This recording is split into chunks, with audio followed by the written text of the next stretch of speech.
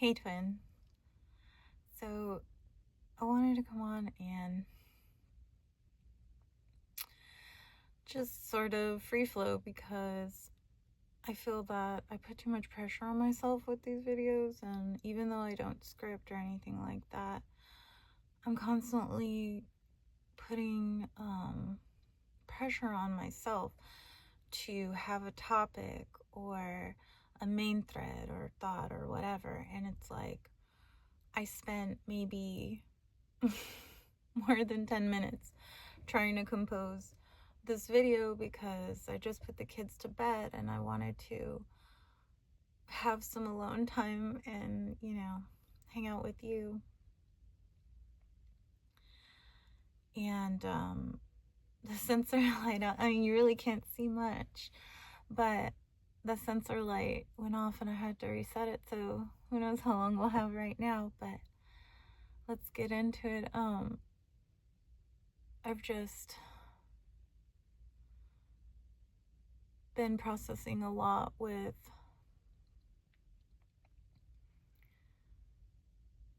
the reflections that are falling away and the reflections that are coming in. I had received a download that were meant to be too much, and I wrote it down. I always write notes in my phone, but then I record on my phone, and then the other day I was trying to write this note down on paper so that I could read it during, a video, and 2 pens ran out of ink when I was trying to write them down. So I just took that as confirmation that it's most beneficial to the collective for me to not overthink, not put too much thought, and just lead with my heart, think with my heart, speak from the heart with these videos. And I'm just super, super excited, twin, because we had a technology reset with Cloudflare recently. No surprise that it's during Mercury retrograde. And I believe Venus is in Scorpio now. Which, I mean, I'm not sure what that has to do with technology, but it affected, I guess, ChatGPT and X and Spotify and like whatever platforms are hosted by Cloudflare. And that was like a couple days ago. Then yesterday, 333, thank you, universe. Then yesterday, I had picked up my youngest. My eldest was already at the house. I picked up my youngest from his dad's, and then we were on our way home, and it's like 6 o'clock at night. And we're driving down a more popular street in the area, and I see these 2 girls. We had just passed an elementary, and I see these 2 teenage girls, and I'm driving, so I only noticed like one of the girls, she was wearing like these black furry leg warmers, and she had this green wavy-ish curly hair. And I was like, oh, is that the girl that goes to my eldest school? Because she wears leg warmers. And I didn't really see her. I just saw the leg warmers and the hair. And I couldn't recall if that girl had green hair. So then I'm driving down the street, and where I seen them, it was before a stoplight. And the stoplight was green. So I went through, and then I turned down a side street that was almost I had to have been at least 2 blocks away from where I had seen them. And then I turned down this side street into a residential area, and there's quite a few dips on that street, and it's a little narrow to where you have to stay on one side to let someone pass, so then you can continue on the street. And as I'm heading down, this car is coming towards me, and I'm coming up to the part where it's narrowing. So I get over to the side a bit, and then I see these two girls walking right in front of me on the residential street. And it's the exact same girls I had seen on the street prior, almost 3-4 blocks away at this point. Because I saw the black furry leg warmers and the curly-ish green hair. And then the other girl, I finally was able to see her because I was traveling much slower pace, and she had these like huge hoop earrings on. And both of them looked just dead staring at me once the car went by. And then I went around, and I was like, I wasn't close to them at all. I wasn't in any means trying to run them over. Maybe they were just scared because they saw headlights, but I was just like, how? There's no physical way. See, there's the light. Here, I'll reset it. Okay, so that was like about 6 minutes, but anyway, so there's no human physical way possible that they could have they had to have teleported, and that's a possibility.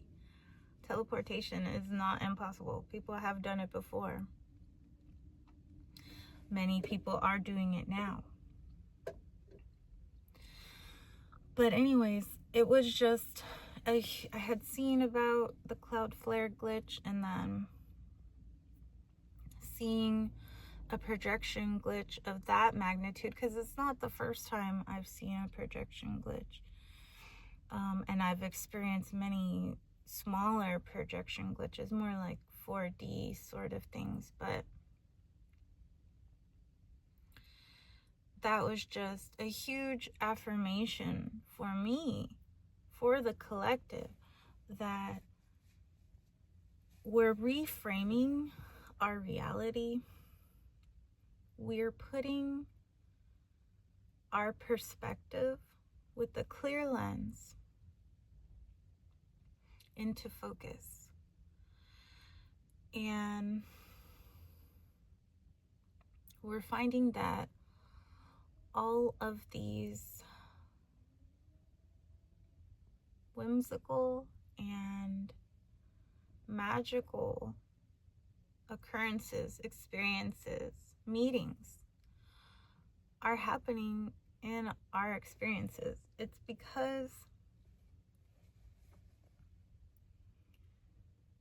the code that you speak, it's because the mindset that you have. You understand that intrusive thoughts come in from time to time, but you know that that's not you. A lot of times thoughts are public. So what you're thinking could be the thoughts of someone else. And I have seen someone hear my thoughts about them. And that was just so interesting to me. I was like, oop, okay, you really should be mindful. But also, there's just, when you're on the verge of a quantum shift, and you're shifting all the time, billions of times per second, you're shifting, you're going in and out of consciousness. And each time you come back into consciousness is when you get to an alignment where you notice the change. And so when you know that a huge breakthrough is coming through for you, the 3D will make every effort to dissuade you, to basically put you off your track.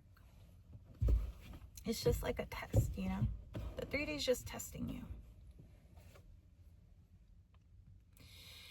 And you'll see old, like, outdated frequencies, relationships, energies, even beliefs that you held about yourself. It's just even more affirmation of how much change you've made. When 11:11, as I looked up, thank you, universe. So I decided to lighten my hair, and for the longest time, I always told myself that I could not go blonde. I could not be light hair. Like, I used to be of a misogynistic mindset, even though I love Marilyn Monroe. She's my favorite fucking actress. Like, she has such a range and such a command of the craft that literally, I mean, she is us. We are her. Thank you, Marilyn. We love you. Thank you, Norma Jean. You're amazing. We're amazing. So, but I would tell myself when I was internalizing misogyny from the conditioning that was around me that blondes are dumb, blondes are bimbos, you know, like I used to watch Married with Children, and I love Kelly though, like she's gorgeous. I want her whole wardrobe, like literally her whole wardrobe, pretty much throughout the whole show. But you know, the whole stereotype about blondes being dumb and bimbos and this and that. The funny thing is though, even with my dark hair, lots of people perceive me as a bimbo. Lots of people perceive me as a ditz. And I mean, I do silly things. I mean, even now I embrace my inner child, and if that makes me a ditz, if that makes me a bimbo, I don't really care. That's fine. Sure, whatever. But I held those beliefs against myself for so long that I was, and I mean, the 3D would even affirm it to me, because my cousin for the longest time did not want to help me lighten my hair. Kept telling me, oh, your hair's too thin, your hair's too this, your hair's too that, you look better with dark hair, blah, blah, blah, blah, blah. Then I've had random people come up to me and say that they think people with, or that women with dark hair and green eyes are the most pretty, and this and this and that. And that was something that I would tell myself to boost my self-confidence, to boost my ego. And I would convince myself that, you know, for me to be perceived as educated and well learned, I should have dark hair, right? But I mean, I would dye my hair black and it would just wash right out. It would hardly even stay. And if I go red or like burgundies, they always wash out to orange, and I fucking hate orange on me. I do not want orange hair on me. Like, it looks great on other people. I'm not limiting myself, but I don't want orange hair. Like, I don't. And then watch, one day I'll have orange hair. But anyways, it doesn't matter. Whatever. But for the most that I'm trying to get at here is like,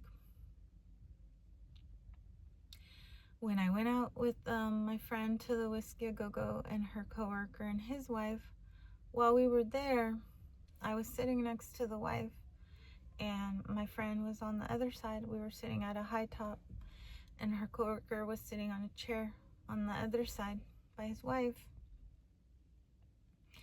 And his wife was like asking my opinion on all these dresses that she was looking at Shein.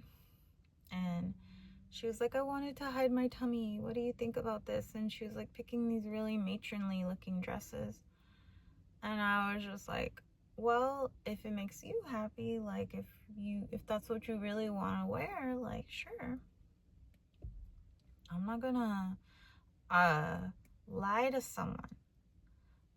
But I definitely want them to come to their own conclusion, because usually, from what I've learned, is most people are not going to take your advice. They've already made up their minds. They're just looking for a yes man. And if you're not going to be the yes man for them, they're basically, it's just going to go in one ear and out the other. So, I just don't waste my breath anymore. It's like no sense in trying to convince people of things that they convince people out of things they've already convinced themselves into. You just drop the seeds, and if they plant, so be it. There's the lights again. At one point, I forgot what happened, what she said, or what she did. Did she almost fall out of the chair? I don't even remember really what happened. But then she's like giggling and embarrassed, and I think it was between bands. So she like says to Kathy over the table, she's like, she goes, I swear the roots are blonde. And I was like, oh shit, that's something I used to say. And like, as she's saying it, I could kind of feel that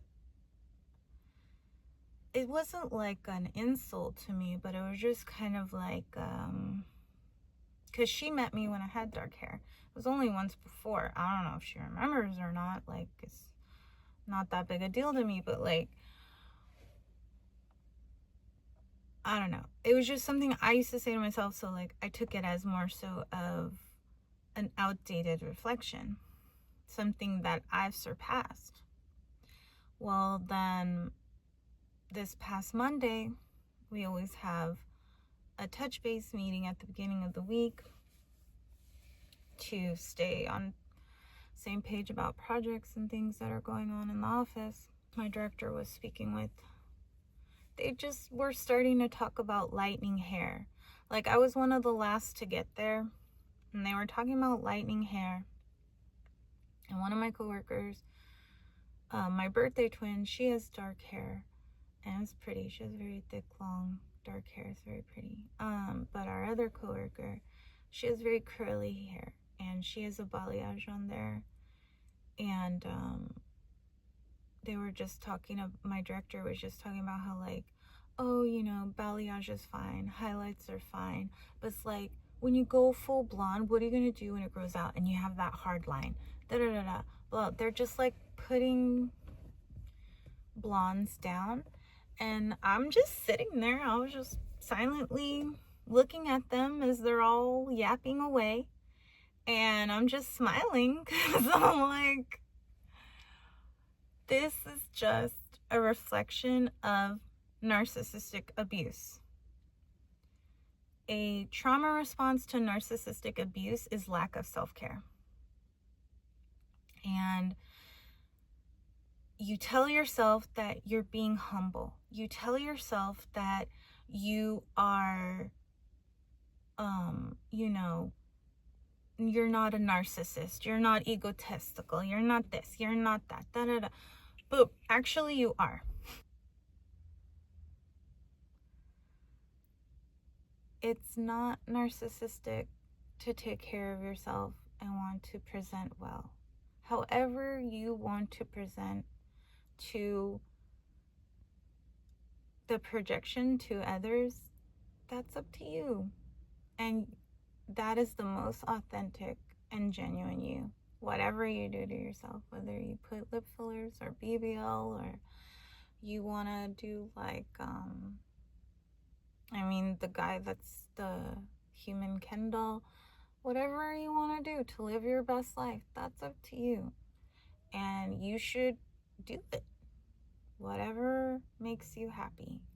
Whatever I mean, please, like, everything in moderation, because even too much of a good thing can be bad for you. But maybe you want it to be.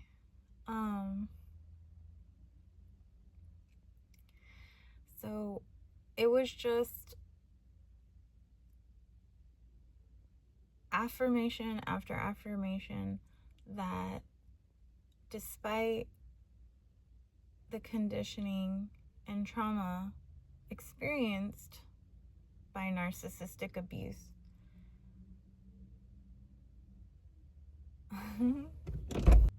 what's narcissistic would be to be so wrapped up in yourself that you can't be bothered with anything or anyone else.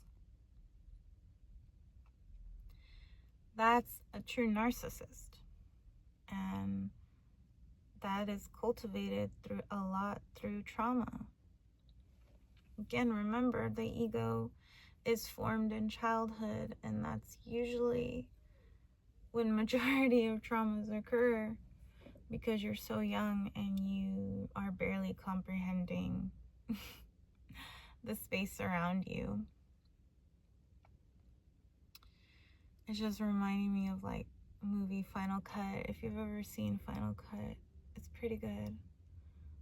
If you haven't seen it, you should watch it. Just how we perceive things as children and how we form those memories in adulthood when we're recalling, and it's like you may have remembered some event as something being so traumatic when it really wasn't what you thought it was.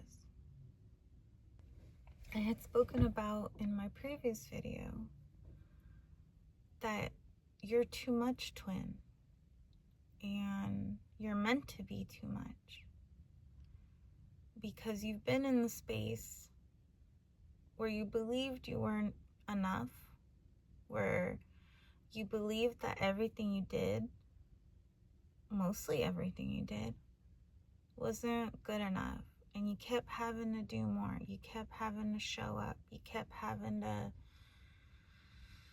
give. One thing I remember that my former husband cousin told me at one Christmas, because my favorite thing to do is bake. I love baking for others, and I mean for myself, but I love baking and sharing with others. I love baking scones and zucchini muffins. Cakes are also fun to make. And it's really crushing that Yule is coming up, and I'm not comfortable baking where I'm currently at, so I won't be baking for others. It's a bit crushing, but I know that soon enough I'll just be baking to my heart's content, because I also wanted to start a baking channel, but soon enough, all things in alignment. But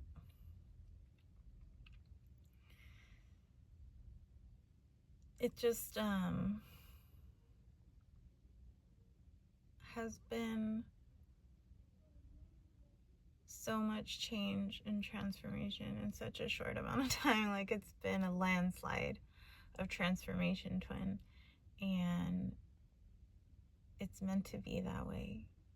It's kind of like you've been in the turtle energy, in the tortoise energy, where you're just taking step by step, but then you get like to these certain rock slides, and you just and you're kind of like in the rabbit, in the hare energy, and you're flying along until you get to the point where you're able to just get your footing and keep going.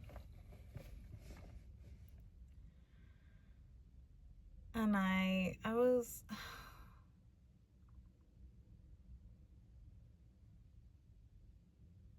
mean, I won't really have many people to bake for anyway this Christmas. I don't really talk to much people anymore. But now being in the energy of being too much, it's pushing out all the weak-willed. It's pushing out all the fair weather. And it's kind of like this flood. And whatever's left standing, whatever stays truly rooted to you, is not going anywhere. In fact, the fact that you're too much is attracting so many people to you, so many opportunities to you, because being on the frequency of too much, you're meeting those that are on that frequency. And you didn't notice them before because you were not able to meet them. You did not have that level of depth within to expand and be too much in order to be able to see these new people and these new opportunities. They would have never revealed themselves to you if you hadn't taken your leap of faith and just do what you gotta do. Despite what others may say, despite what others may think. You've observed what you want, you've observed what you don't want. Now it's the time to obtain. Now it's the time to receive.